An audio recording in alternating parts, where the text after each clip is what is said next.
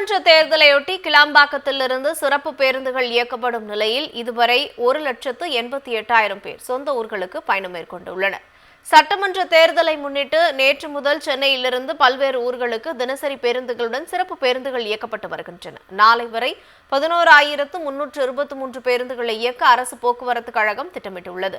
கிளாம்பாக்கம், கோயம்பேடு, மாதவரம் ஆகிய பேருந்து நிலையங்களிலிருந்து இன்று 6,132 பேருந்துகள் இயக்கப்படுகின்றன. போதிய பேருந்துகள் இயக்கப்படுவதால் பயணிகள் சிரமமின்றி சொந்த ஊர்களுக்கு பயணம் செய்தனர். சிறப்பு பேருந்துகளை இயக்கிய தமிழ்நாடு அரசுக்கு பொதுமக்கள் நன்றி தெரிவித்தனர். நான் திருவண்ணாமலைக்கு போகிறேன். எலெக்ஷனுக்காக ஊருக்கு போகிறேன். என் ஃபேமிலியெலாம் நேற்றே போயிட்டாங்க. இன்றைக்கி நான் போகிறேன். நிறைய பஸ்ஸு அரசாங்கம் ஏற்பாடு பண்ணியிருக்கு, ஸ்பெஷல் பஸ்ஸுங்க.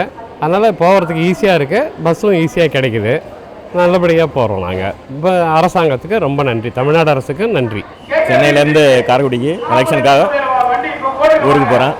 ஸ்பெஷல் பேருந்துலாம் நிறையா இருக்குது, ஒன்றும் இதெல்லாம் டிஸ்டர்பன்ஸ்லாம் இல்லை. வண்டி நிறையாவே இருக்குது. ரிட்டனுக்கும் அதே மாதிரி வண்டி அரேஞ்ச் பண்ணியிருக்கேன்னு சொல்கிறாங்க. ஈஸியாக இருக்கும். வழக்கமாக இயக்கப்படும் 2,092 பேருந்துகள் முழுமையாக இயக்கப்பட்டதுடன் கூடுதலாக 1,339 சிறப்பு பேருந்துகள் இயக்கப்படுகின்றன. மொத்தம் 3,431 பேருந்துகள் இயக்கப்பட்டு 1,88,705 பயணிகள் பயணம் மேற்கொண்டுள்ளதாக போக்குவரத்து துறை தெரிவித்துள்ளது. பொதுமக்களின் தேவையை கருத்தில் கொண்டு தேவைக்கேற்ப கூடுதல் பேருந்துகள் தொடர்ந்து இயக்கப்படும் எனவும் அறிவிக்கப்பட்டுள்ளது.